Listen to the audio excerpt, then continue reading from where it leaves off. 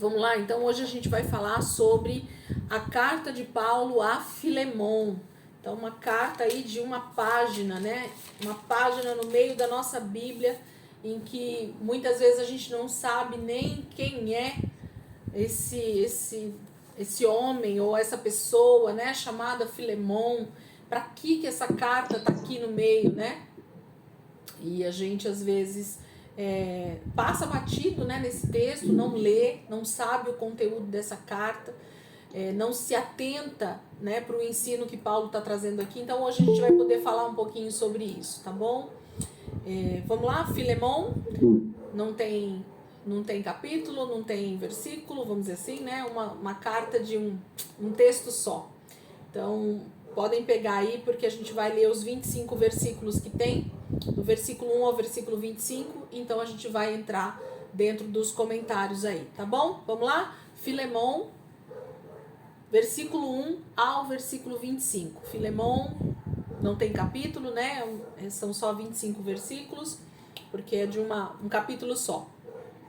Diz assim: Paulo, prisioneiro de Cristo Jesus, e o irmão Timóteo, a você, Filemon, nosso amado cooperador, a irmã Áfia, a Arquipo, nosso companheiro de lutas, e a igreja que se reúne com você em sua casa. A você, graça e paz da parte de Deus, nosso Pai, e do Senhor Jesus Cristo. Sempre dou graças ao meu Deus, lembrando-me de você nas minhas orações, porque ouço falar da sua fé no Senhor Jesus e do seu amor por todos os santos.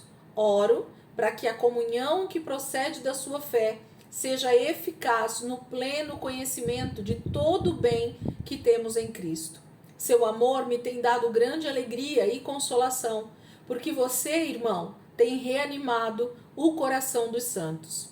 Por isso, mesmo tendo em Cristo plena liberdade para mandar que você cumpra o seu dever, prefiro fazer um apelo com base no amor. Eu, Paulo, já velho e agora também prisioneiro de Cristo Jesus, apelo em favor de meu filho Onésimo, que gerei enquanto estava preso. Ele antes era inútil para você, mas agora é útil tanto para você quanto para mim. Mando-o de volta a você, como se fosse o meu próprio coração. Gostaria de mantê-lo comigo, para que me ajudasse em seu lugar enquanto estou preso por causa do Evangelho. Mas não quis fazer nada sem a sua permissão, para que qualquer favor que você fizer seja espontâneo e não forçado. Talvez ele tenha sido separado de você por algum tempo, para que você o tivesse de volta para sempre.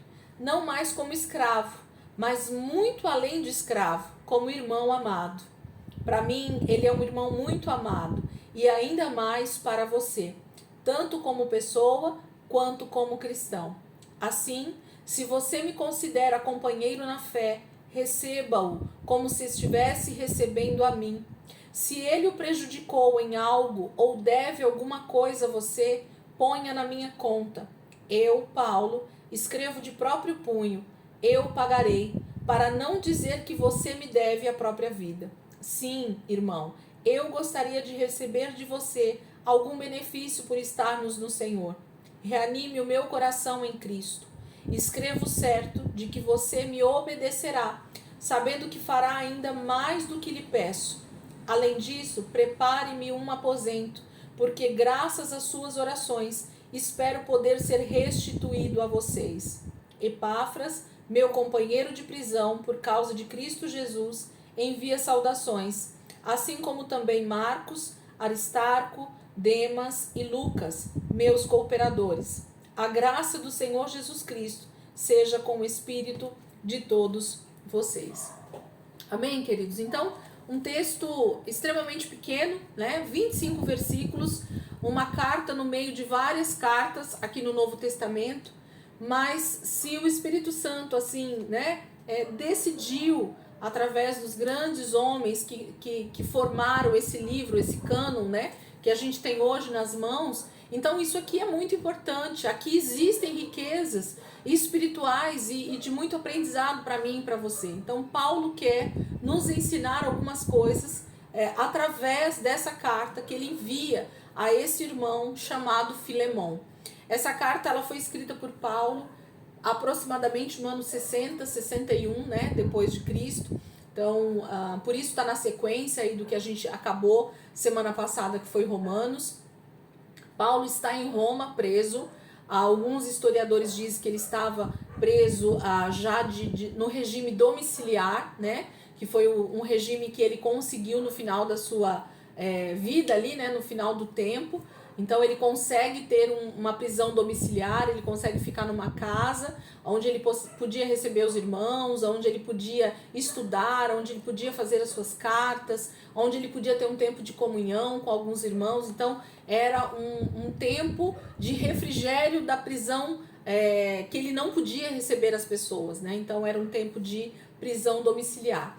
E aí Paulo começa essa carta falando aos irmãos que estão provavelmente na cidade de Colossos, tá? Então por isso que nós vamos em seguida ler Colossenses, está na sequência, né? A carta a Filemon, ela é uma carta que está dentro do período que a igreja de Colossos está reunida, que os irmãos estão fazendo a obra de Deus acontecer na cidade de Colossos. Então por isso que Paulo está escrevendo de Roma para um irmão que está na redondeza ou na região da cidade de Colossos. Então, a carta de Filemon e Colossenses, ela fala muito por si só junto, né? Semana que vem a gente vai começar Colossenses, vocês vão perceber isso. Então, Paulo direciona essa carta para um homem específico chamado Filemon, e que ele começa a carta justamente saudando, cumprimentando esse irmão na fé e falando o quanto ele é precioso para ele. Vamos voltar lá para os primeiros versículos, que agora a gente vai destrinchar essa carta aqui para nós hoje. Então, o autor Paulo começa a carta porque ele escreve de próprio punho, né? Ele escreve no final que é ele mesmo que está escrevendo essa carta. Não, ele não pediu para ninguém escrever, ele mesmo escreve. Então, Paulo, prisioneiro de Cristo Jesus, e o irmão Timóteo. Então, ele está provavelmente com Timóteo também ali junto com ele, né? Timóteo está na cidade de Roma nesse momento e talvez é o mensageiro ou é alguém que está ali auxiliando Paulo nesse momento. A você, Filemon, nosso amado cooperador. Aí ele cumprimenta outros irmãos, né? A irmã Áfia, a Arquipo, nossos companheiros de lutas e a igreja que se reúne em sua casa, com você em sua casa. Então existia uma igreja, uma reunião de santos que se reuniam quase que diariamente ou quase que semanalmente na casa de Filemon. Então Filemon era um homem que tinha uma casa totalmente aberta, né, para o que Deus estava fazendo na cidade de Colossos. Lembrando que no primeiro século a maioria das reuniões que se faziam para aprender da palavra com os apóstolos ou com os discípulos, aprender do Senhor, ouvir a palavra de salvação, tudo isso tinha a ver ou com locais públicos, né, onde eles podiam falar do evangelho em alguns momentos, ou nas casas, né? Então eram reuniões de comunhão nas casas dos irmãos. Então eles tinham esses momentos de comunhão e ali as pessoas eram ganhas para o Senhor Jesus. E na casa de Filemon havia essas reuniões de ensino e de culto ao Senhor. Versículo 3. A vocês, graça e paz da parte de Deus, nosso Pai, e do Senhor Jesus Cristo. Aí, a partir do versículo 4 até o versículo 7, Paulo vai dar, sabe quando você quer falar alguma coisa muito importante para alguém, quando você quer dar uma notícia muito importante para alguém, seja ela boa ou ruim, mas geralmente é mais a ruim, né, que a gente tem dificuldade de falar de bate-pronto. Então Paulo prepara o terreno através dessa carta, através desse início dessa carta, para falar o que realmente ele queria falar com Filemon. Então percebam no tom, né, das palavras aqui entre o versículo 4 e o versículo 7, que Paulo está preparando o coração de Filemon para dar a notícia, para falar aquilo que ele realmente está para falar nessa carta. Então ele diz assim: sempre dou graças ao meu Deus, lembrando-me de você nas minhas orações, porque ouço falar da sua fé no Senhor Jesus e do seu amor por todos os santos. Então Paulo já começa dizendo: Filemon, eu oro sempre por você e há uma alegria imensa em perceber que as notícias que eu recebo, que as coisas que eu ouço falar a teu respeito aí em Colossos, é de um homem temente a Deus, é de um homem com uma fé sobrenatural, é de um homem que ama a igreja de Jesus que está sendo constituída na terra e mais precisamente na cidade de Colossos. Então Filemon estava sendo um braço muito forte para Paulo ali na cidade de Colossos. Então ele estava sendo um homem muito guiado pelo Espírito Santo ali na cidade de Colossos. Então Paulo começa então enfatizando a fé, né, a maneira de Filemon se comportar como cristão. Então nós precisamos sempre ter em mente para nós, né, o bom testemunho que nós damos, mas realmente isso só vai ser comprovado quando nós formos então colocados em prova, né? Eu falo que a real aprovação do nosso testemunho como cristãos só aparece na hora da verdadeira provação, né? Ou na verdadeira tentação ou provação que vem sobre a nossa vida. Aí sim, o verdadeiro cristão, ele desponta, né? Se ele realmente está alicerçado em Jesus ou se ele ainda está cocheando, né? Como dizia aí os pentecostais, entre dois pensamentos. Se ele realmente é um cristão de verdade com atitudes e práticas, ou se ele só tem agido em benefício próprio, ou se ele só age com bondade para aqueles que são bacanas com ele. Eu só sirvo os irmãos que também podem me servir de alguma maneira. Eu só sou legal com aquele que pode ser legal comigo também. Isso, o cristianismo, ele tem muito disso no seu meio, não era diferente no tempo de Paulo, mas a gente sabe que o verdadeiro cristão, ele aparece no momento das provações e no momento das tentações. Aí você realmente percebe quem nasceu de novo e quem não nasceu de novo.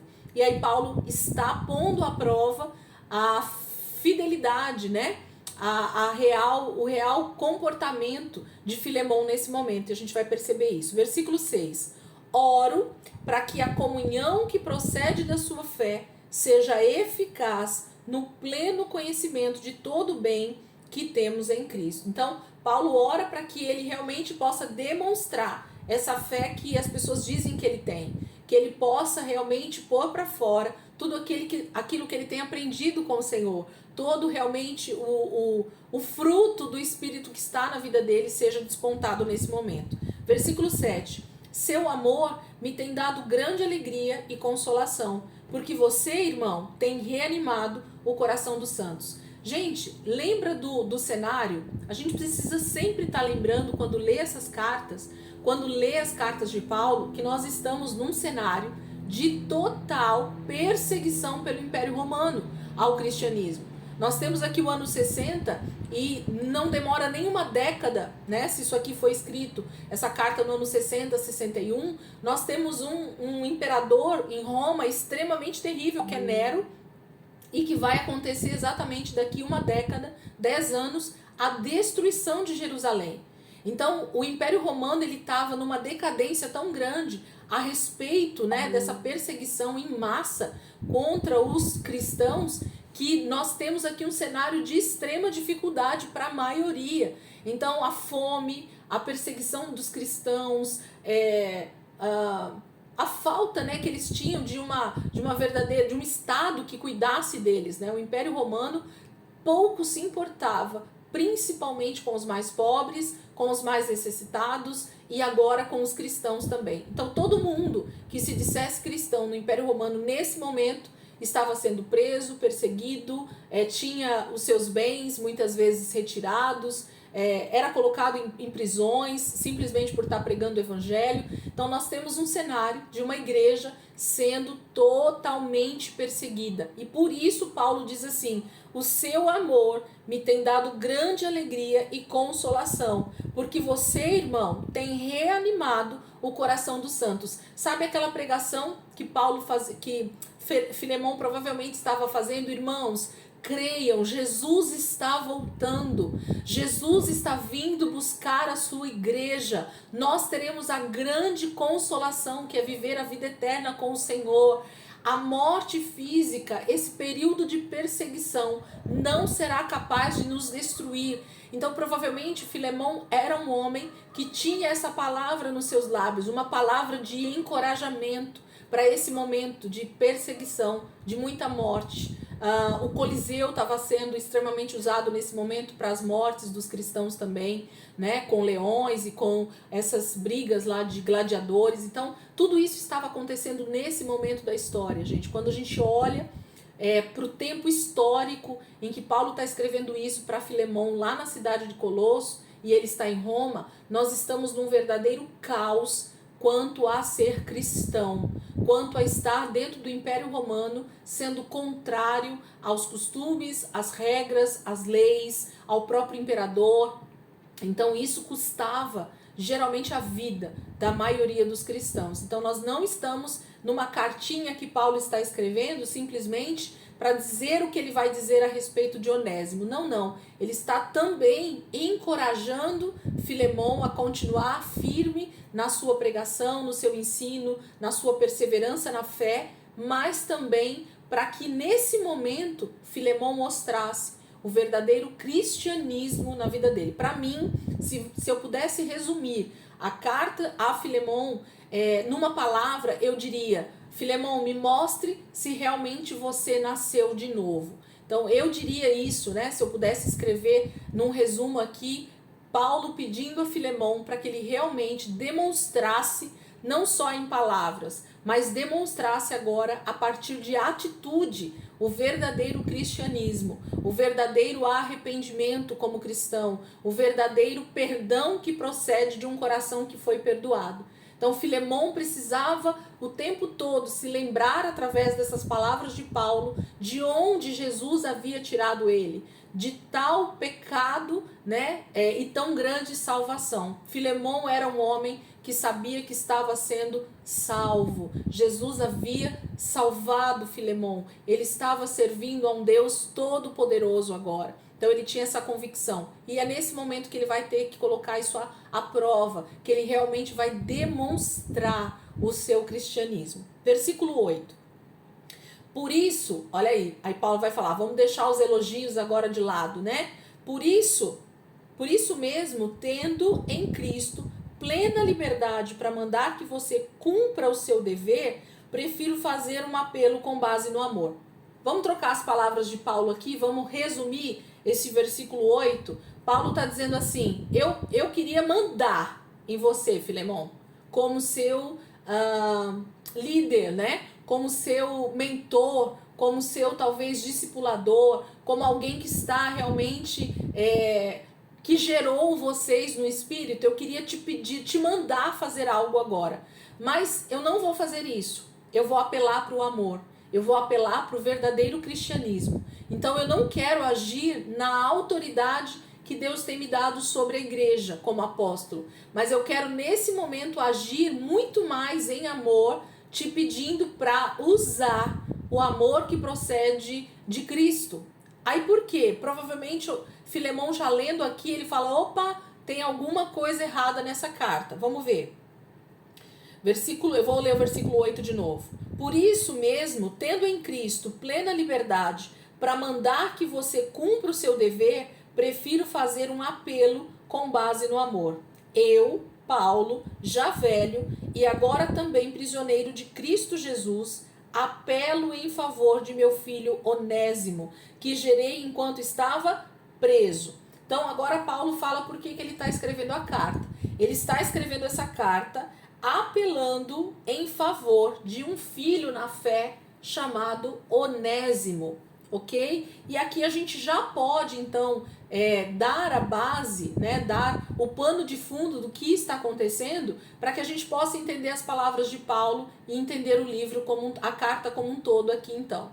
Quem é Onésimo, gente, que aparece nessa parte agora do versículo 10, né? Esse filho na fé que aparece aqui para Paulo. Onésimo nada mais é do que um escravo de Filemão, que provavelmente fugiu ali da propriedade de Filemão. Por algum motivo, ou alguns estudiosos dizem que pode ter acontecido o seguinte: Filemon envia Onésimo com alguma quantia em dinheiro, com alguma situação muito importante para Roma ou para alguma cidade próxima ali, ou até Paulo, né? Ninguém sabe porque o texto não mostra. Então os estudiosos acabam olhando o contexto para tentar entender o que aconteceu.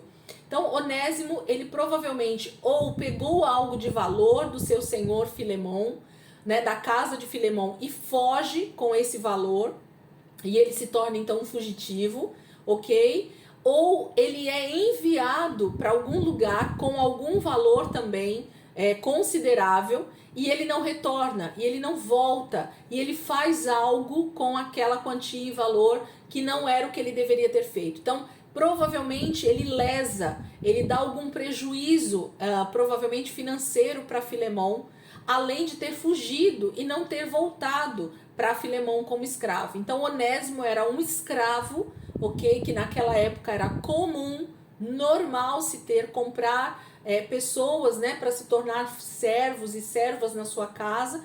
E como cristão, isso não era diferente, porque era uma prática comum.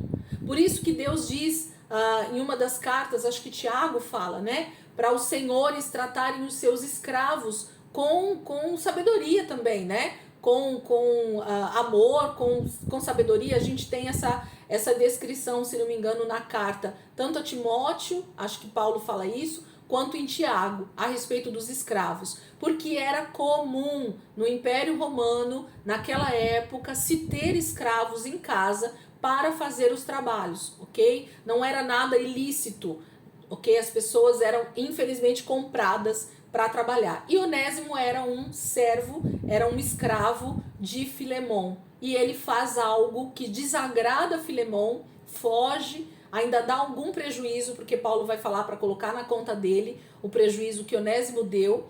E esse homem então não volta para a casa de Filemon. E ele vai parar, de alguma maneira, justamente na prisão onde Paulo está. E Paulo ganha Onésimo para Jesus. Paulo prega para Onésimo e ele se converte, e ele se torna um cristão. Então agora, além de não ser mais um escravo de Filemon fisicamente, porque ele é um fugitivo, ele também agora se torna um homem livre espiritualmente, ele nasceu de novo. Então Onésimo tem duas situações de total liberdade aqui nesse momento. Ele se sente um homem livre por não ser mais um escravo de Filemon, e ele se sente um homem livre porque agora ele é servo de Cristo Jesus. Ele está livre do pecado, né? Dessa condenação de morte. É um homem que está do lado de Paulo na sua prisão. Por algum motivo ele vai parar lá, o texto não fala, os estudiosos não conseguem achar um consenso para isso, mas Paulo está dizendo que nesse momento Onésimo está com ele, servindo ele na prisão, ou estando com ele na prisão, e ele pode ser enviado novamente para Filemon. É isso que está acontecendo aqui. Então ele diz para Filemon, né, no versículo 10, apelo em favor do meu filho Onésimo, que gerei enquanto estava preso. Ele ganha Onésimo para Jesus. Versículo 11, ele antes era inútil para você, mas agora é útil, tanto para você quanto para mim. Por que ele fala que antes Onésimo era inútil? Porque Onésimo era simplesmente um escravo comprado na casa de Filemon. Era um homem que para a sociedade era simplesmente um escravo. Não tinha direitos nenhum, não tinha nenhum papel importante na sociedade ali da cidade de Colossos. Mas agora Paulo fala que ele deixa de ser inútil e passa a ser útil, tanto para Filemon quanto para Paulo. Para Paulo, porque ele estava naquele momento sendo enviado por Paulo a levar essa carta para Colossos, e mais, se Filemon então aceitasse, ele poderia permanecer ali, ajudando Filemon com a igreja de Cristo, com a pregação do evangelho, com tudo que fosse necessário fazer ali na cidade de Colossos. Então, Onésimo passa a não ser simplesmente mais um escravo inútil, mas agora passa a ser um servo extremamente útil do Senhor e de Filemon e de Paulo. Então Paulo está dizendo isso para Filemon. Versículo 11. Ele antes era inútil para você, mas agora é útil, tanto para você quanto para mim. Versículo 12. mando-o de volta a você, como se fosse o meu próprio coração. Gostaria de mantê-lo comigo, para que me ajudasse em seu lugar, enquanto estou preso por causa do Evangelho. Mas não quis fazer nada sem a sua permissão, para que qualquer favor que você fizer seja espontâneo e não forçado. O que Paulo está fazendo aqui, gente? Provavelmente, Onésimo conta para Paulo a sua real situação. Ou antes, ou nesse momento, ou já há algum tempo, o texto também não fala para nós. Onésimo confessa para Paulo que ele é um escravo fugitivo da casa de Filemon. Ou já no início, né, dele ter chegado lá em Roma, ele pode ter dito, olha, eu não quero voltar mais, eu não quero mais ser escravo, eu quero ser livre. E ele conta o que ele fez, né, para Filemon. E aí Paulo começa esse tratamento com Onésimo de pregar o evangelho para ele, dele se converter, dele se arrepender dos pecados dele, de se arrepender de ter fugido, de ter dado talvez um prejuízo financeiro para o seu senhor Filemon. Então Paulo está tratando o caráter e a vida de Onésimo para agora estar enviando ele novamente para Filemon. E quando ele envia, ele diz assim, Filemon, eu estou te enviando Onésimo porque é o certo a fazer. Porque ele está aqui como um fugitivo. Ainda que ele tenha se convertido, ainda que ele tenha nascido de novo, ele precisa acertar algo que ele fez no passado. Ele precisa acertar uma situação com você, que era senhor dele, antes dele se converter e antes dele ter vindo parar aqui, aonde eu estou. Então, a situação aqui passa a ser uma situação de ajuste de pecado, de perdão sobre um pecado cometido, de uma situação que ficou mal resolvida entre Filemon e Onésimo. E Filemon teria todo o direito de simplesmente mandar matar Onésimo. Essa era a lei daquela época. Como escravo fugitivo, como alguém que deu prejuízo financeiro ao seu senhor, Filemon poderia mandar matar Onésimo na forca. Filemon poderia matar Onésimo de outras maneiras. Filemon poderia mandar prender Onésimo e não deixá-lo sair mais, mas principalmente podia matá-lo. Essa era uma das principais atitudes, né, que os senhores daquela época faziam com o escravo fugitivo e principalmente tendo dado um prejuízo financeiro para Filemon. Então a atitude de Paulo era, Onésimo precisa voltar para pedir perdão a Filemon, e Filemon é que vai saber o que vai fazer com Onésimo. Ele é quem vai decidir qual é o futuro de Onésimo. Ele que vai decidir a atitude que ele vai tomar com Onésimo. Não é Paulo. Paulo, por isso que ele começa falando que ele poderia dar uma ordem para Filemon como um apóstolo, dizendo que Filemon é obrigado a perdoar, é obrigado a se retratar com Onésimo, é obrigado a aceitá-lo como irmão em Cristo. Mas por isso que eu falei, Paulo está pondo à prova a real caridade, o real caráter, né, de Filemon nesse momento. É agora que a gente realmente percebe quem nós somos como cristãos. É quando nós estamos diante de uma pessoa que fez mal para nós, de alguém que nos prejudicou, de alguém que falou algo sobre a nossa vida, que nos deixou uma marca no passado, que nos deixou uma situação em aberto, e essa pessoa agora está diante de nós, convertida a Jesus, sendo agora não mais somente um escravo ou um fugitivo, mas agora um irmão em Cristo. Onésimo agora volta para Filemon numa outra condição, de livre, das duas formas, né, porque ele não queria mais ser escravo de Filemon, e ele volta agora como irmão em Cristo, ele volta sendo da família de Filemon. Ele não é mais simplesmente um estrangeiro escravo na família de Filemon. Agora ele é irmão. Ele deveria ser tratado com o mesmo tratamento de qualquer outro cristão na casa de Filemon. Percebem a situação que está se desenvolvendo através dessa carta e a situação que vai estar se desenvolvendo na casa de Filemon no momento que Onésimo chegar. É aí que Paulo está tratando conosco, nos ensinando através dessa carta e dizendo, nós precisamos rever várias coisas na nossa vida como cristão. Nós precisamos nos atentar a esses detalhes e perceber se algumas coisas não têm ficado para trás e que deveriam ser ajustadas e que deveriam ser colocadas em cache e que deveriam ser resolvidas. para que a gente realmente mostre o caráter de Cristo em nós. O caráter de Cristo precisa ser demonstrado não somente em palavra, não somente em pregação vazia, mas principalmente em atitudes para com o nosso próximo.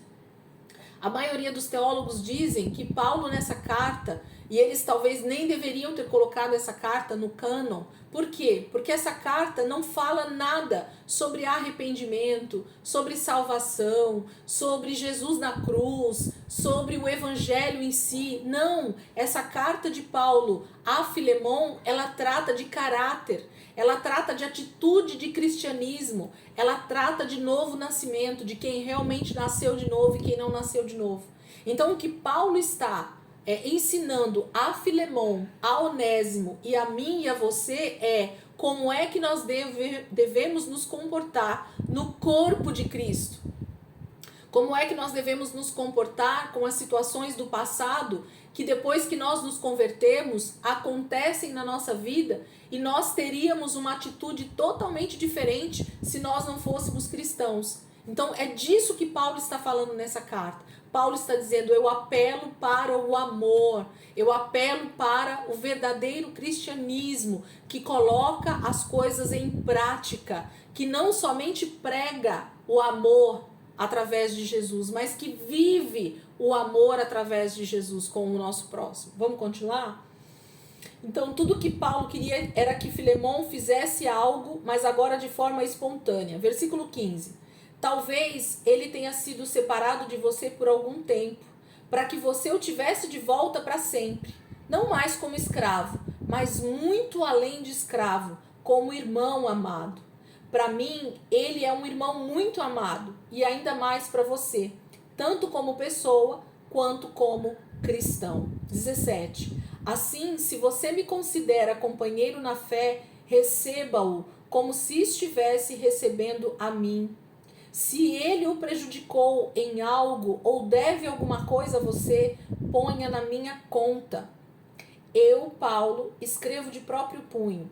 Eu pagarei, para não dizer que você me deve a própria vida. Sim, irmão, eu gostaria de receber de você algum benefício por estarmos no Senhor. Reanime o meu coração em Cristo. Queridos, aqui existe algo muito sério que Paulo está falando para Filemon e que nós muitas vezes precisamos estar atentos com isso. O preço que foi pago pela minha vida e pela tua vida foi um preço que eu jamais poderia pagar a Jesus. Eu jamais poderia pagar ao Senhor pelo preço que Ele pagou na minha morte, pela minha compra, né? Pela minha redenção, que é essa compra do direito de vida, né? Do escravo e tudo mais. Quem já assistiu as minhas aulas sobre redenção sabe do que eu estou falando. Então, Paulo está justamente mostrando a Filemon que agora essa atitude dele com Onésimo é a mesma de Cristo conosco. É a mesma, não há diferença nenhuma. Por isso que Paulo fala assim, eu pagarei, para não dizer que você me deve a própria vida. Então Paulo provavelmente ganhou Filemon para Jesus, Filemon foi salvo e há uma dívida que Filemon jamais poderá pagar pela pregação do evangelho, pela salvação de Jesus, pela vida de Paulo ter se entregue ao evangelho e chegar até a cidade de Colossos e pregar para Filemon. Então havia uma dívida de todos eles, de um para com os outros. Entende isso, gente? Nós somos devedores uns dos outros. Nós somos eternos devedores do Senhor. Nós não teríamos condições alguma de pagar a nossa dívida. Então nós também não temos direito de virar para uma pessoa que deve para nós o que quer que seja dinheiro, seja favor, seja um perdão. Nós não temos o direito, como cristãos, de requerer essa dívida. Lembra lá da parábola que Jesus conta do servo, né? Que devia muitos denários para o seu senhor, e o seu senhor então perdoa, e esse servo encontra com um co-servo, né? Com um conservo, com alguém que era servo do servo, e aquele servo deve muito pouco para aquele homem, né? Que acabou de ser perdoado pelo Senhor. e ele cobra a dívida de tal maneira a ponto de colocar aquele homem na prisão e dizer: você vai ficar aí pro resto da sua vida por causa da dívida que você tem para mim. E aí o Senhor ouve falar do que esse servo fez com o seu conservo e manda chamá-lo e diz assim: você é louco? Agora eu tô parafraseando, tá? Tô falando com as minhas palavras. Você é louco? Eu acabei de perdoar uma dívida que você tinha comigo, que era impagável. Eu poderia mandar te prender pro resto da vida. Eu poderia mandar te matar pela dívida que você tem comigo, porque era impagável. E eu perdoei. E esse teu conservo devia somente esse mínimo valor para você, e você não teve a capacidade de perdoar essa pessoa que te devia tão pouco. Você é inútil. Você é um servo inútil. E o Senhor manda então prender aquele homem, né, na parábola. Aqui é exatamente isso que Paulo está falando com Filemão. Paulo está dizendo assim: Filemão, se você não for capaz de perdoar o prejuízo financeiro que Onésimo te deu, se você não for capaz de perdoar a fuga dele como escravo, que ele te deu algum prejuízo, inclusive como escravo, se você não conseguir olhar para Onésimo como alguém que recebeu o perdão pela dívida, assim como você também foi perdoado, então tem algo de errado no nosso cristianismo. É isso que Paulo está dizendo. Ele apela, literalmente, gente. Paulo está jogando na cara de Filemão algo que eu e você precisamos começar a jogar na cara dos nossos irmãos de forma muito amorosa, mas nós precisamos entender isso de uns para com os outros. Às vezes, a dívida do meu próximo comigo é ínfima, muito menor do que a minha dívida com o Senhor, do quanto eu pequei, do quanto eu fui perdoado. E eu tenho coragem de virar para o meu irmão e dizer: eu não te perdoo, porque o que você cometeu contra mim é muito grave. A gente não tem noção, gente, de quanto isso é triste para o Senhor, olhar para uma igreja, olhar para o corpo de Cristo e perceber que a falta de perdão ainda é o grande empecilho para a salvação de muitas pessoas. Ainda é a razão de muitas doenças no corpo de algumas pessoas. A falta de perdão apodrece a gente por dentro. A falta de perdão nos leva a adoecer de forma o nosso corpo. Por quê? Porque a falta de perdão gera em nós um aprisionamento em nós mesmos. Porque a outra pessoa, ela deseja ser perdoada. A outra pessoa muitas vezes quer o seu perdão. E somos nós que retemos esse perdão por orgulho, por acharmos que aquela dívida é maior do que a dívida que nós tínhamos com Jesus, porque nós éramos muito devedores e nós fomos perdoados. A nossa dívida foi paga. Jesus nem perguntou qual era o valor da minha dívida e qual era o valor da sua dívida. Ele disse: eu vou pagar. E ele pagou com toda a sua vida, com todo o seu sangue.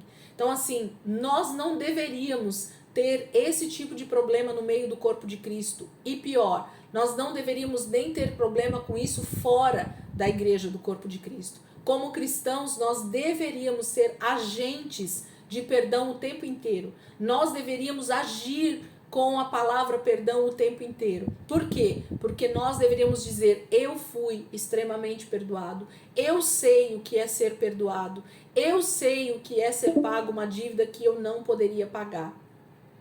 Versículo 17, eu vou voltar. Assim, se você me considera companheiro na fé, receba-o como se estivesse recebendo a mim.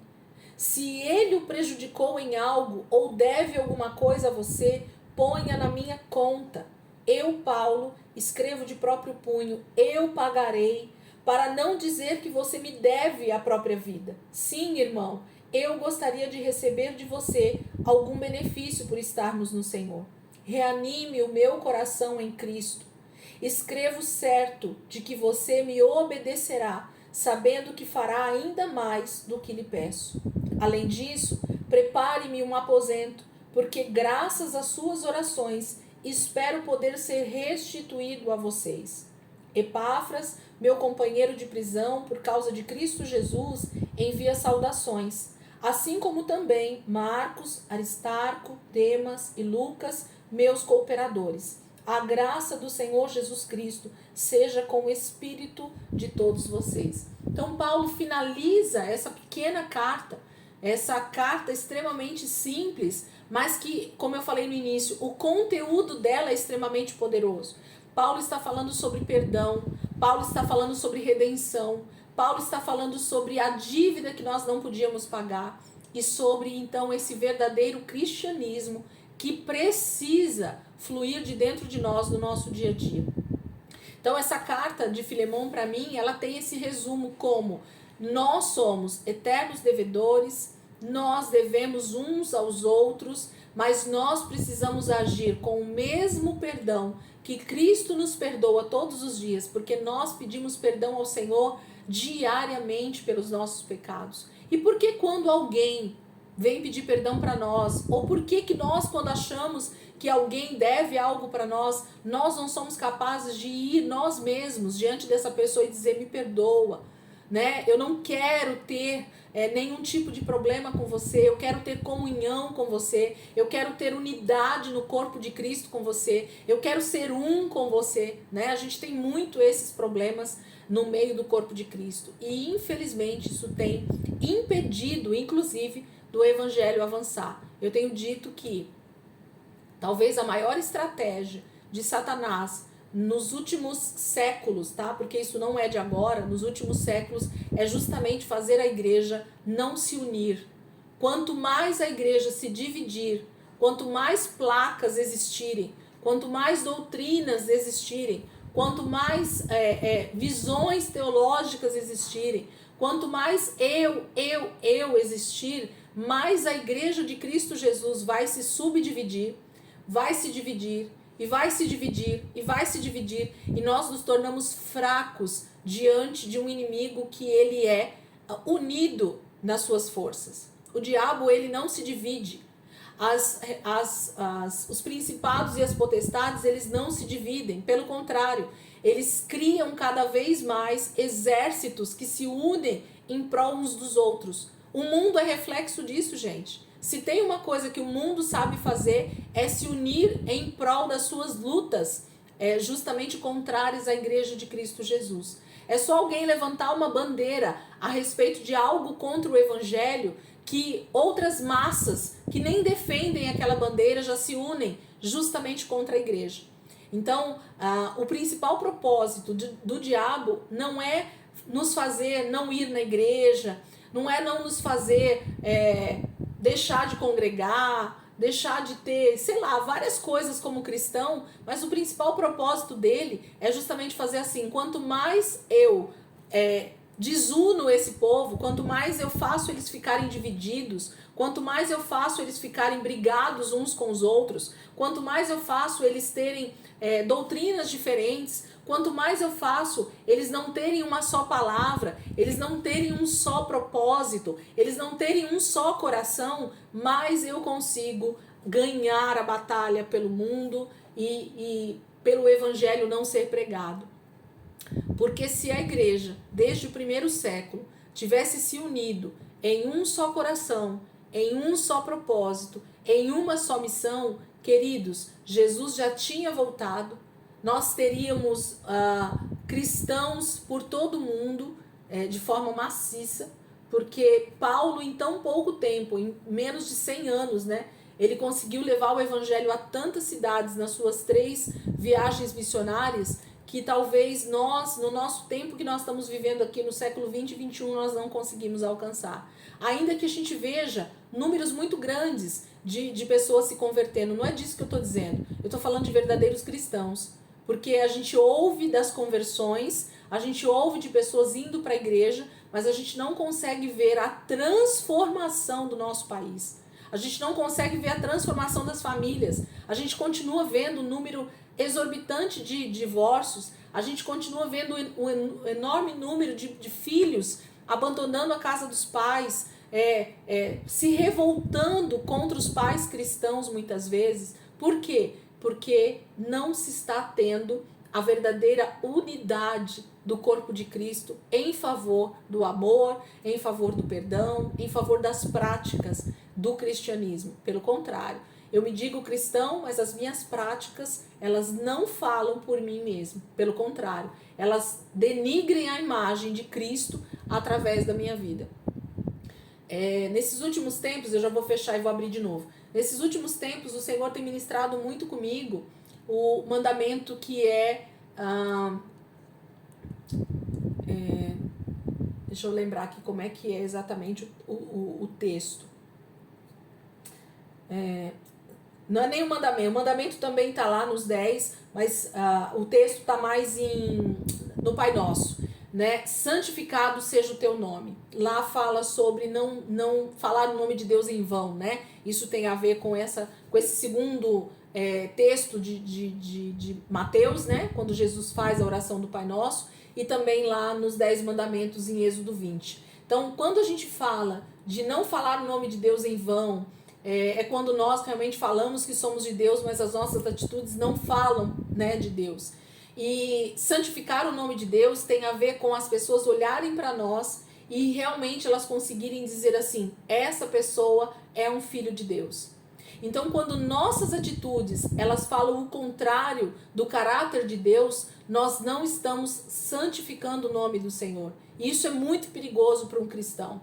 Porque se nós não tivermos santificando o nome do Senhor, a probabilidade de naquele dia nós sermos encontrados infiéis e o Senhor dizer: eu não te conheço, porque você dizia da sua boca ser cristão, mas a sua vida não santificava o meu nome, você não honrava o meu nome, você não proclamava o meu nome com as suas atitudes, as pessoas não conseguiam ver Deus em você. As pessoas não conseguiam ver o pecado delas em você por causa da sua santidade. O amor não fluía de você, mas fluía tudo o que o mundo diz que é cristianismo e que não é. A gente sabe disso, né? Esse apontamento de pessoas e tudo mais. Eu tenho falado isso já em algumas aulas a respeito de redes sociais, do nosso comportamento, e tudo isso fala muito mais, né, a nosso respeito do que aquilo que realmente a gente tem vivido como cristãos. Amém, queridos? Vamos passar para Colossenses então, aproveitando. Eu pensei que ia tomar um pouquinho mais de tempo, mas a gente já aproveitou aqui o tempo e o texto aconteceu. Alguém quer falar alguma coisa aqui sobre a carta de Filemão? Eu vou fechar, vamos abrir e a gente já volta. E se alguém tiver alguma dúvida, então vocês podem já perguntar. Vamos fechar? Voltem rapidinho aí para a gente já continuar.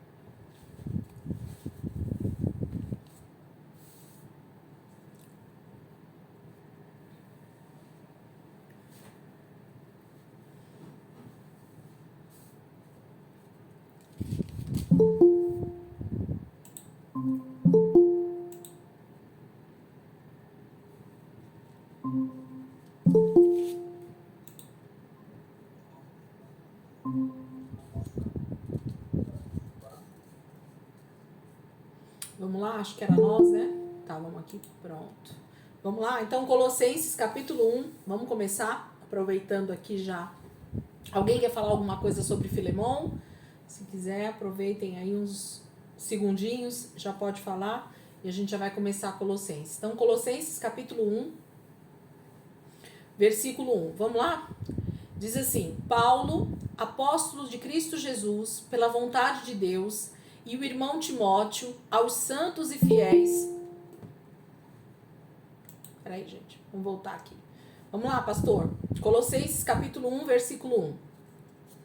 Paulo, apóstolo de Cristo Jesus, pela vontade de Deus, e o irmão Timóteo, aos santos e fiéis, irmãos em Cristo que estão em Colossos.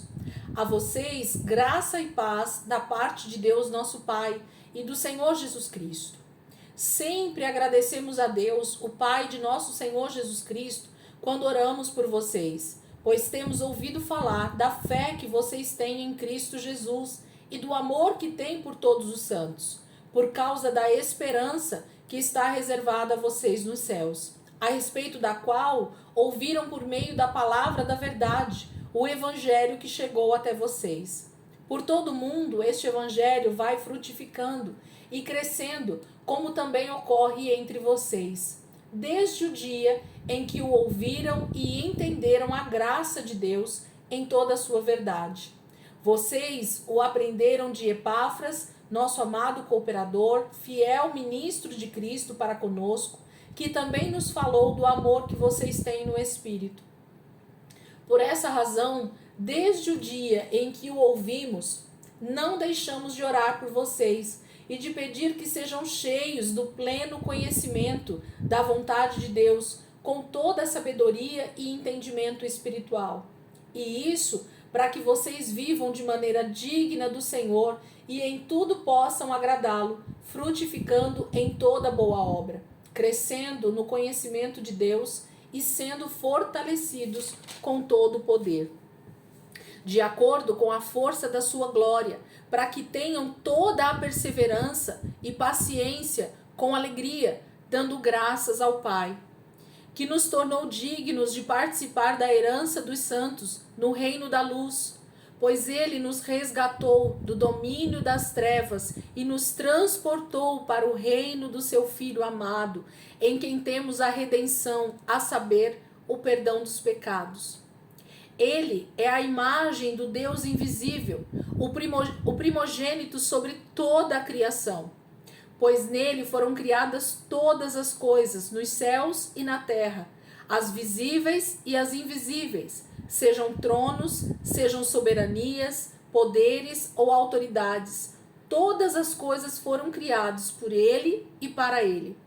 Ele é antes de todas as coisas e nele tudo subsiste. Ele é a cabeça do corpo, que é a igreja. É o princípio e o primogênito dentre os mortos, para que em tudo tenha a supremacia. Pois foi do agrado de Deus que nele habitasse toda a plenitude, e por meio dele reconciliasse consigo todas as coisas, tanto as que estão na terra quanto as que estão nos céus, estabelecendo a paz pelo seu sangue derramado na cruz. Antes, vocês estavam separados de Deus, e na mente de vocês eram inimigos por causa do mau procedimento de vocês. Mas agora ele os reconciliou pelo corpo físico de Cristo, mediante a morte, para apresentá-los diante dele santos, inculpáveis e livres de qualquer acusação, desde que continuem alicerçados e firmes na fé, sem se afastar da esperança do evangelho que vocês ouviram e que tem sido proclamado a todos os que estão debaixo do céu. Esse é o evangelho do qual eu, Paulo, me tornei ministro. Agora me alegro em meus sofrimentos por vocês e completo no meu corpo o que resta das aflições de Cristo, em favor do seu corpo, que é a igreja.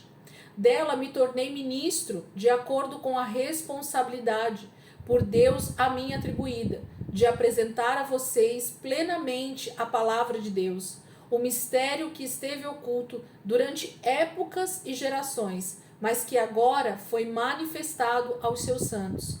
A ele quis Deus dar a conhecer entre os gentios a gloriosa riqueza deste mistério, que é Cristo em vocês, a esperança da glória. Nós o proclamamos, advertindo e ensinando a cada um com toda a sabedoria, para que apresentemos todo homem perfeito em Cristo. Para isso, eu me esforço, lutando conforme a sua força, que atua poderosamente em mim.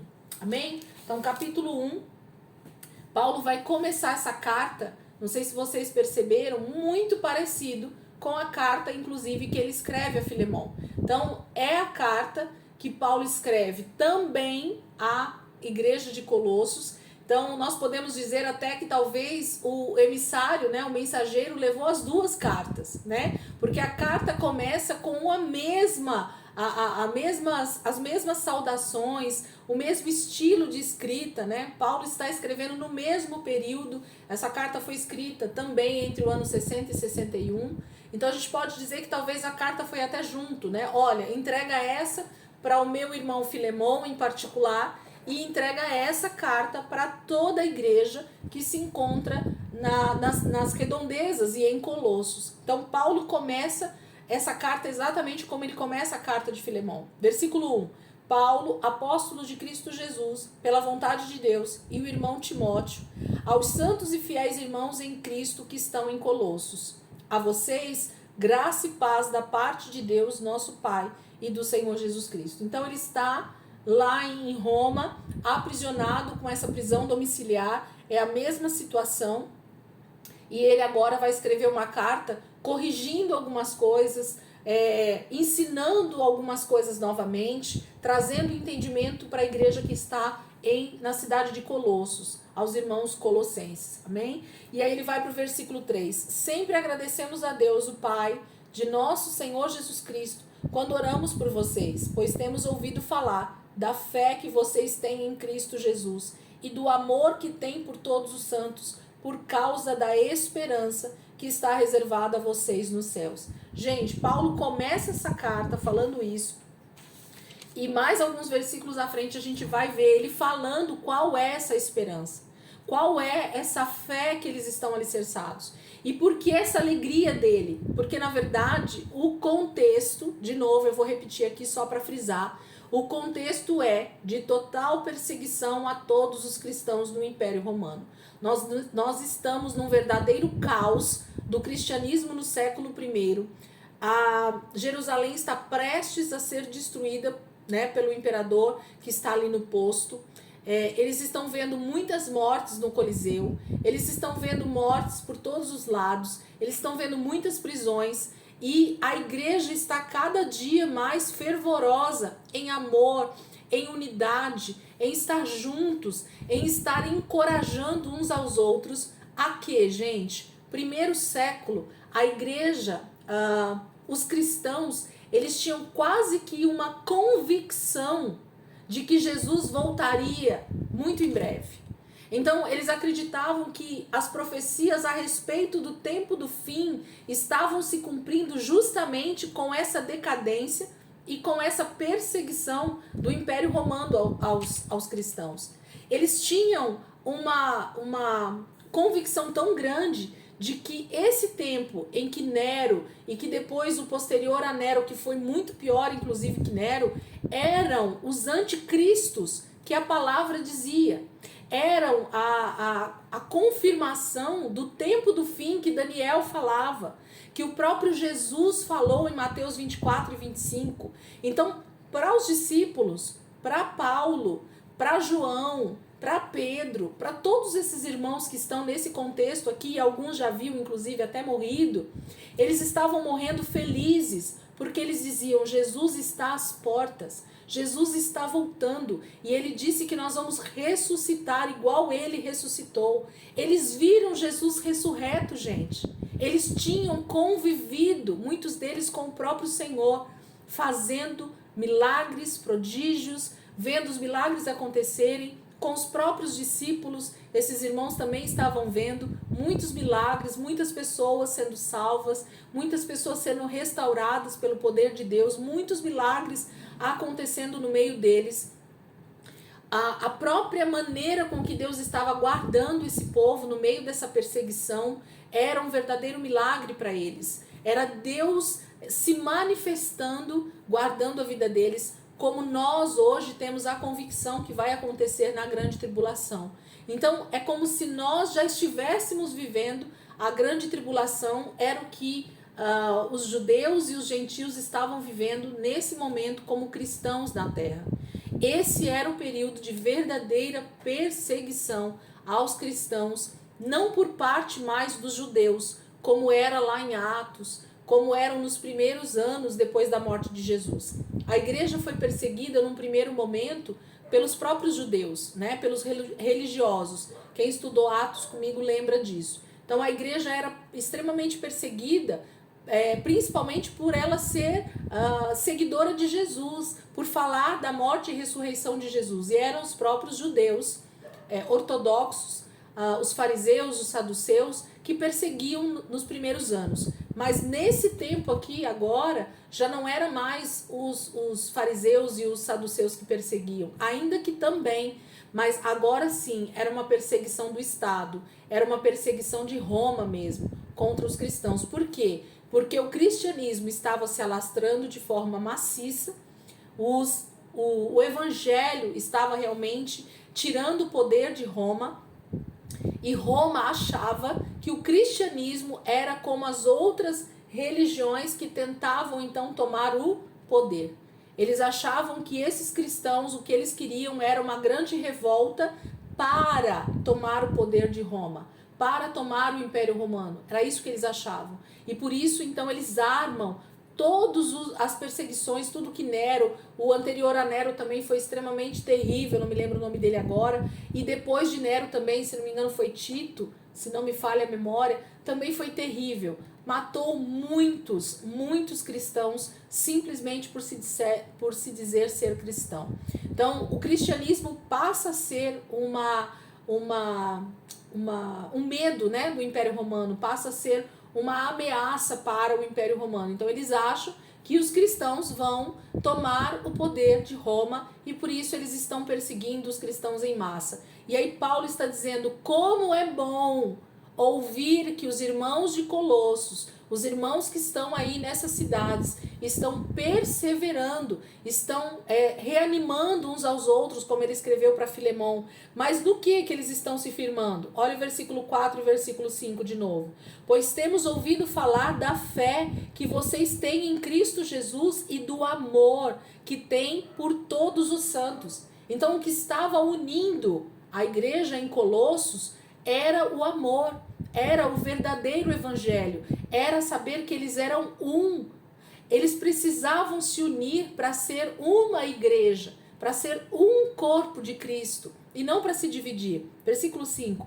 Por causa da esperança que está reservada a vocês nos céus. Então o que Paulo está dizendo é, vocês só estão perseverando, vocês só estão realmente ajudando uns aos outros, reanimando a fé um dos outros, porque a pregação que está sendo dita aí para vocês, o evangelho que tem sido proclamado em Colossos é o verdadeiro evangelho. Qual é o verdadeiro evangelho? De novo, gente, vamos tentar lembrar? O verdadeiro evangelho é aquele que prega Jesus, que veio ao mundo como homem, encarnou o Deus encarnado, ele morre no meu lugar, o verdadeiro sacrifício pascal ali na cruz. Então ele paga a minha dívida, ele paga pelos meus pecados, ele morre no meu lugar, ele traz a verdadeira redenção dos meus pecados, mas ao terceiro dia ele ressuscita, ele realmente cumpre toda a palavra, né, sobre a sua ressurreição, de que ele não ficaria,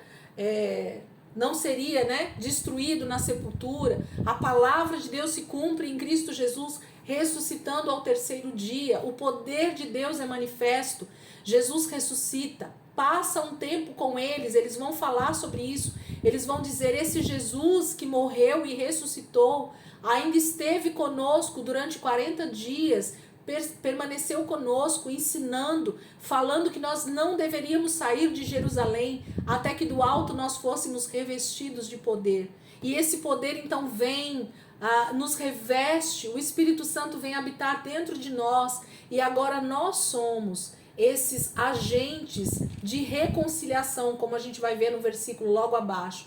Então eles pregam o evangelho completo, e mais, eles dizem, e esse Jesus disse que ele vai voltar para buscar a igreja, para buscar todos os salvos, para estar conosco eternamente. Então vale a pena nós nos santificarmos, nós nos purificarmos, nós nos unirmos, nós permanecermos fiéis, porque a morte física não poderá nos segurar. A morte física não será o nosso fim. O nosso fim é a eternidade com o Senhor. Nós temos um Senhor sobre as nossas vidas. Gente, quando o verdadeiro evangelho ele é ministrado em toda a sua essência, quando o ensino é feito corretamente, as pessoas nascem de novo pelo poder do evangelho. E elas então são confrontadas no seu pecado e elas permanecem. Elas continuam firmes. Por quê? Porque o verdadeiro evangelho produz transformação. O verdadeiro evangelho produz unidade no corpo de Cristo. O verdadeiro evangelho nos dá uma esperança de vida eterna. Ele não nos deixa largado, né, nesse mundo sofrendo. O verdadeiro evangelho não diz, não, você vai ser feliz só nesse mundo e, olha, se for aqui tá tudo certo, né? Parece que a nossa vida se resume a esses 60, 70, 80, 90 anos de vida aqui. Não, é muito mais. Então, aquele que realmente está alicerçado no evangelho é esse que permanece com essa esperança que está reservada a vocês nos céus. Nós sabemos que a Canaã celestial vai descer até nós. A terra será restaurada. Ter essa convicção é muito bom, né? Nós teremos os nossos corpos transformados. E isso é maravilhoso. Vamos ler o versículo 5 e continuar. Por causa da esperança que está reservada a vocês nos céus, a respeito da qual ouviram por meio da palavra da verdade, o evangelho que chegou até vocês. Por todo mundo, este evangelho vai frutificando e crescendo, como também ocorre entre vocês, desde o dia em que o ouviram e entenderam a graça de Deus em toda a sua verdade. Aqui eu queria muito que vocês grifassem esse versículo, esse trecho que fala, entenderam a graça. Gente, nós falamos insistentemente, dentro do livro de Gálatas principalmente, mas nós falamos já um pouco dentro de Corinto, nós falamos dentro de Romanos. Todo o evangelho, todas as cartas de Paulo, ele traz uma ênfase muito grande sobre o entendimento da graça. Se nós não compreendermos que todas as manhãs o Senhor nos alcança com uma graça renovada, com o seu favor todos os dias, através do Espírito Santo, nos dando capacitação para permanecermos fiéis, para nos santificarmos, para estarmos firmes até o fim, para nós entendermos essa tão grande salvação, é onde nós realmente nos tornamos só mais um cristão nominal. Isso, infelizmente, está mais comum do que nunca. O cristão nominal, né? O verdadeiro cristão tem sido muito pouco no meio do cristianismo. A maioria tem se tornado cristãos nominais. Só diz que é crente, mas a sua vida, a sua verdadeira esperança, a sua verdadeira santificação, a sua verdadeira vida no seu dia a dia, no ordinário, né? Hoje tem se usado muito isso, eu estou gostando muito desse termo. O que é a vida no ordinário? A vida do ordinário é a vida comum, a nossa vida como mãe, a nossa vida como esposa, a nossa vida como funcionária, a nossa vida como empresária, a nossa vida como líder de mulheres, a nossa vida como ministra de louvor, a nossa vida como alguém que limpa a igreja, a nossa vida como alguém que faz algo para o nosso próximo, a nossa vida como alguém que estuda na faculdade. Essa é a vida ordinária. E essa é a vida que prega o verdadeiro evangelho. Porque ser cristão dentro da igreja no domingo, ou na quarta, ou na terça, ou que dia for que seja o nosso culto, ser crente ali dentro não é ser cristão. Porque ali dentro o ambiente, ele deveria ser um ambiente totalmente propício para só santidade, né? Era um ambiente só para nós estarmos santos, né? De não sermos confrontados, de não sermos, de alguma maneira, né? Treinados na graça, mas até dentro do contexto igreja a gente é muito treinado, né, a ser cristão de verdade, mas principalmente fora, no nosso dia a dia, o verdadeiro cristianismo não tem aparecido. E aqui está o segredinho, que na verdade não tem segredo nenhum. Não tem mistério que está oculto mais, Paulo vai dizer. Por quê? Por que Colossos, a igreja de Colossos, é uma igreja que a gente vai perceber que é uma igreja que está firme, alicerçada, crescendo em amor, crescendo no evangelho, ganhando vidas para o Senhor, mesmo em meio a uma tão grande perseguição do Império Romano. Qual é o segredo, gente? Qual é o mistério da igreja de Colosso? Está aí. Eles entenderam a graça. Então, quando eu entendo o que é que eu preciso fazer para minha mente ser renovada, o que é que eu preciso fazer para minha vida ser todos os dias transformada um pouco mais pela palavra, o que eu preciso fazer para viver o verdadeiro cristianismo dentro da minha casa, com os meus filhos, com o meu marido, isso vai fazendo com que o mundo veja as minhas atitudes, reconheça Jesus em mim e também sejam salvos. A gente não tem conseguido pregar o evangelho mais, gente, porque o evangelho está sendo banalizado. O cristianismo tem sido banalizado. Eu e você precisamos acordar para esse tempo e nós vivermos o verdadeiro evangelho, tanto na nossa vida de comunhão de igreja, quanto principalmente na nossa vida diária. E aí está as verdadeiras sementes que vão sendo lançadas nos nossos amigos, nos nossos parentes, nos nossos vizinhos, né? Nas pessoas que estão dentro da nossa casa, que às vezes não são cristãos. Onde aparece isso, né? Entender a verdadeira graça. Então, se eu e você ainda não entendemos o que é a graça, o que é essa capacitação que vem sobre a minha vida para eu ser santo, para eu ser separado, para eu ser diferente desse mundo, para eu ser imagem e semelhança de Jesus, opa! Então eu e você precisamos olhar para essa carta e dizer, Paulo, me ensina mesmo o que Colossos tinha, me faz olhar para essas cartas e compreender o meu papel como cristão nessa sociedade tão corrompida. E ele continua dizendo, né? Versículo 7, vocês o aprenderam de Epáfras. Então fala de quem tem sido o mestre ali em Colossos, né? Ele fala de Epáfras, nosso amado cooperador, fiel ministro de Cristo para conosco, que também nos falou do amor que vocês têm no Espírito.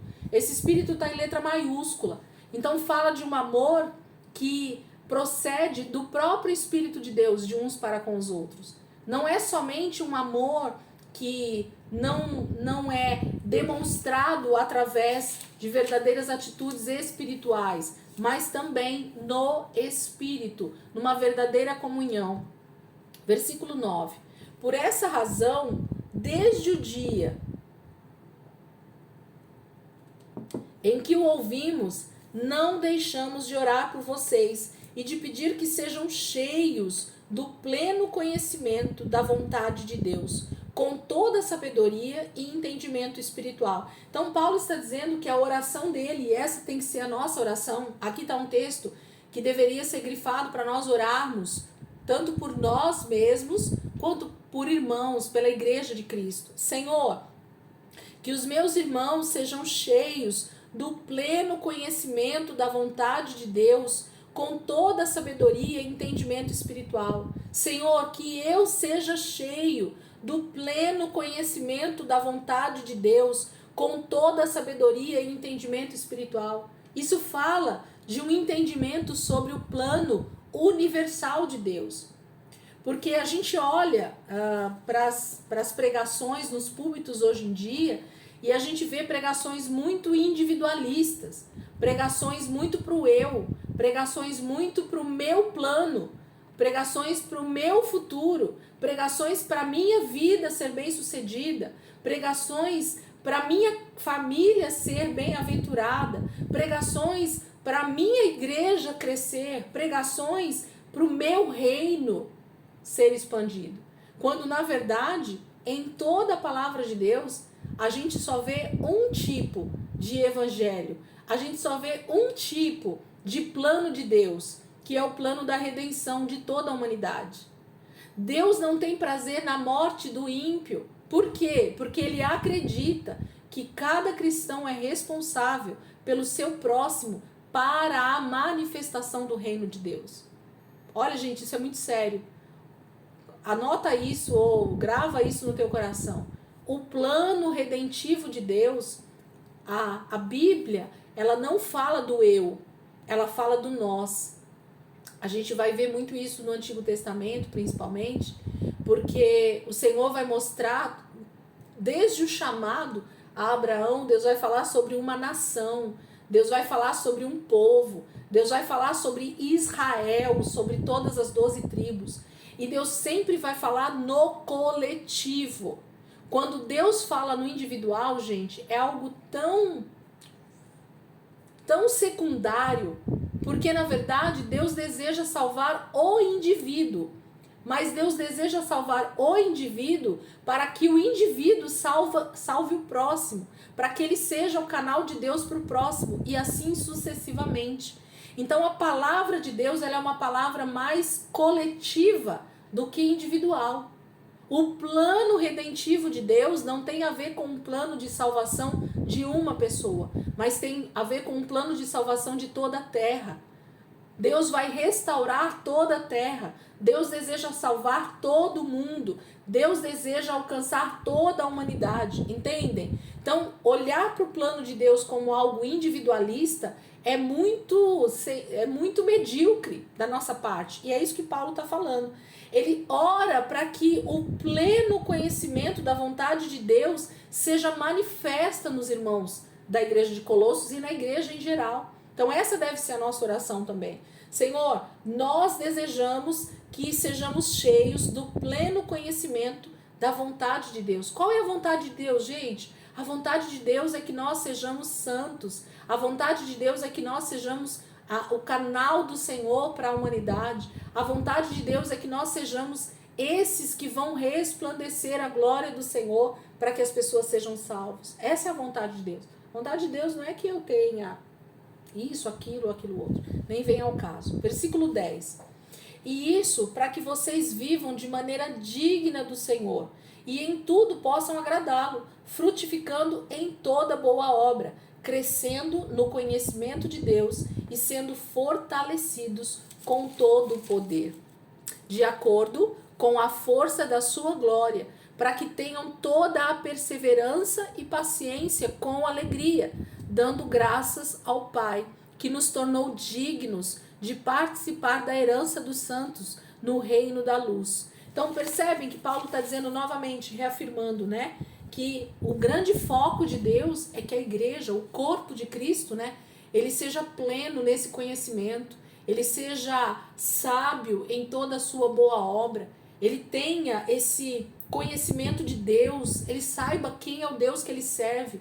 Gente, a gente tem sido alvo de tantas críticas pelo mundo, justamente porque a gente nem sabe defender a nossa própria fé.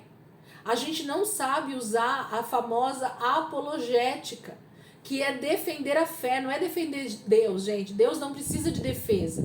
Você não precisa defender Deus, ok? Nós nunca vamos precisar defender Deus.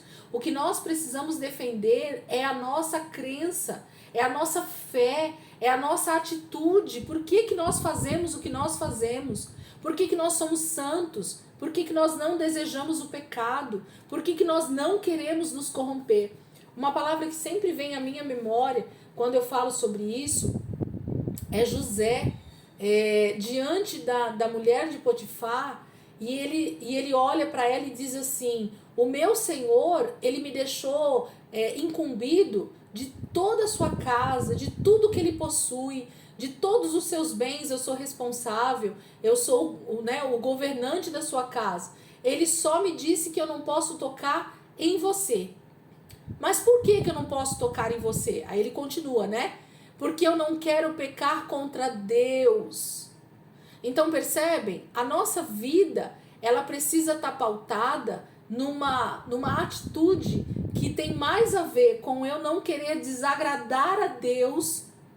Por isso que eu não peco, por isso que eu sou um em Cristo com os meus irmãos, por isso que eu derramo amor pelas pessoas que estão ao meu lado, por isso que eu tenho buscado santificação, por isso que eu jejuo, por isso que eu oro, não é por recompensas que as pessoas costumam fazer o tempo todo aí, eu tô fazendo jejum porque eu quero conquistar, porque eu quero fazer, porque eu quero ser, porque eu quero acontecer, não, eu quero porque eu quero agradar o meu Senhor, é isso que Paulo está dizendo aqui, ó. Vamos de novo, versículo 10. E isso para que vocês vivam de maneira digna do Senhor. Deus quer olhar para nós e dizer, você é digna de ser chamada minha filha, porque você é segundo o padrão de Deus, porque você é segundo o padrão da imagem e semelhança do Senhor. Alguém já teve a experiência ou já viu a situação acontecer de um pai ou uma mãe se envergonhar do próprio filho pelas atitudes que ele tem? Não é triste, gente? Uma mãe ou um pai olhar para um filho tendo uma atitude vergonhosa e está diante da sociedade aquela situação e aquele pai e aquela mãe sente uma vergonha tão terrível, porque ele diz assim, meu Deus, parece que essa criança, parece que esse adolescente, parece que esse jovem não saiu das minhas entranhas, não saiu daqui de dentro, parece que eu não ensinei nada em casa, sabe assim? Essa é a mesma sensação de Deus quando ele olha para alguns filhos que se dizem filhos de Deus. Deus diz assim, não é possível, Deus dizendo para ele mesmo, meu Deus, não é possível que essa pessoa está dizendo que ela é meu filho, sendo que ela não é a minha imagem, a minha semelhança. Ela não reflete o meu caráter. Ela tem atitudes totalmente contrárias. E é isso que Paulo está dizendo aqui para nós. Versículo 10 de novo. E isso para que vocês vivam de maneira digna do Senhor. E em tudo possam agradá-lo. Não é em algumas coisas, gente. É em tudo eu posso agradar o Senhor. Frutificando em toda boa obra, crescendo no conhecimento de Deus e sendo fortalecidos com todo o poder, de acordo com a força da sua glória, para que tenham toda a perseverança e paciência com alegria. Então, viver como cristão em meio às adversidades, passando por tribulação, por provação, por dificuldades, precisa gerar em nós, que somos verdadeiros cristãos, perseverança e paciência como? Com alegria, que é um fruto do Espírito. Então, aqueles que realmente estão no Senhor, eles vão ter sim problemas, dificuldades, mas a sua perseverança, a sua vida vai gerar em Deus perseverança, paciência com alegria. Eu sei, Jó dizendo no final, eu sei que o meu Redentor vive e que por fim, no fim de toda essa tribulação, no fim de todas essas circunstâncias, no fim de todas essas dificuldades que nós temos vivido nessa terra corrompida, ele se levantará. Jesus vai voltar e ele vai restaurar todas as coisas. E se nós então formos achados perseverantes, pacientes, com alegria, nós vamos estar com ele eternamente. Essa era a esperança do povo, dos irmãos em Colossos. Essa era a expectativa. Por isso que eles estavam passando por tamanha provação, perseguição, mortes, martírio. E Paulo está dizendo que eles eram vistos como têm ouvido falar da fé que vocês têm. Se nós olharmos para alguns cristãos, a gente sente tristeza, né, em ver como a pessoa diante de situações tão pequenas, ela realmente já começa a blasfemar, a dizer que Deus não, parece que Deus não é na vida dela, que essa situação vai acabar com ela, que essa, né? Então é muito triste, por quê? Porque a vida dessa pessoa está muito pouco alicerçada no verdadeiro evangelho. Ela não entendeu a graça, ela não entendeu esse favor de Deus todos os dias, sendo na vida dela, livrando, guardando, ajudando, fortalecendo, mesmo em meio às tribulações. Ok? Versículo, eu vou pegar do 12. Dando graças ao Pai que nos tornou dignos de participar da herança dos santos no reino da luz, pois ele nos resgatou do domínio das trevas e nos transportou para o reino do seu Filho amado, em quem temos a redenção, a saber, o perdão dos pecados. Gente, se tem um texto dentro da palavra de Deus que ele salta na minha mente e ele salta nos meus olhos sempre que eu preciso falar sobre salvação, sobre redenção, sobre o que Deus fez por nós na cruz, é esse texto de Colossenses 1:12, né? 1:12 e 13. Na verdade, o 13 principalmente. Eu gosto muito de uma versão, se alguém tiver essa versão aí, é a que eu mais gosto. Diz assim: pois ele nos transportou do império das trevas para o reino do Filho do seu amor. Essa é a tradução que eu mais gosto desse texto de Colossenses 1:13. Pois ele nos transportou do império das trevas para o reino do Filho do seu amor. Esse texto fala da salvação inicial, gente. Esse texto fala daquela salvação que Cristo fez quando nós aceitamos o Senhor como Senhor e Salvador das nossas vidas. Esse texto não está falando da salvação eterna, mas está falando da principal salvação, do momento em que Deus realmente nos resgata das mãos do diabo, nos tira do império das trevas e nos transporta. Eu gosto sempre de falar desse versículo e eu me lembro do filme lá De Volta para o Futuro, né? Sempre me vem isso. Quando o cara entrava no carro lá e ele, né, se teletransportava para um outro momento, né, lá naquele filme antigo pra caramba. É exatamente isso que Jesus fez quando você foi encontrado por ele com a palavra, se entendeu pecador, confessa então Jesus como Senhor e Salvador da sua vida, você passa de um segundo de morto espiritualmente, de escravo do império das trevas, você se torna livre, filho, resgatado e transportado para o reino do Filho do seu amor. Nós nos tornamos filhos de Deus instantaneamente. É disso que Paulo está falando. Então Paulo está dizendo assim: vocês precisam entender o que foi que aconteceu com vocês.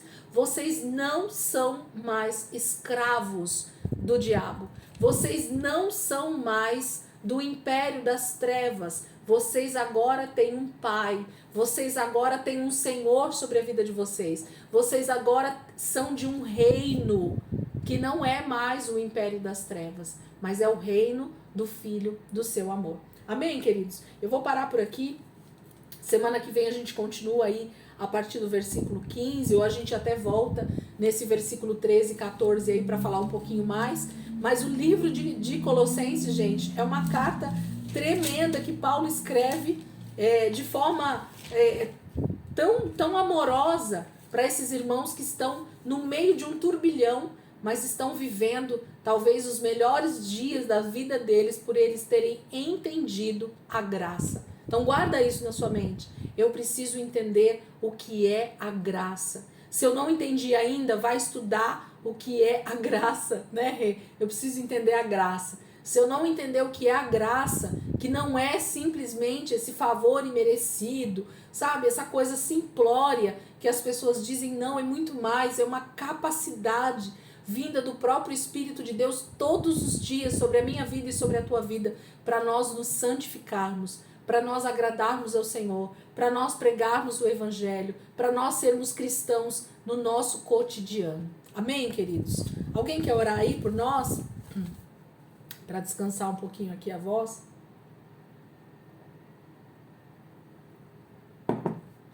Amém? Vamos orar então, para a gente terminar, para a gente finalizar? Jesus, eu quero muito, Pai, te agradecer por esse tempo que nós temos tido aqui,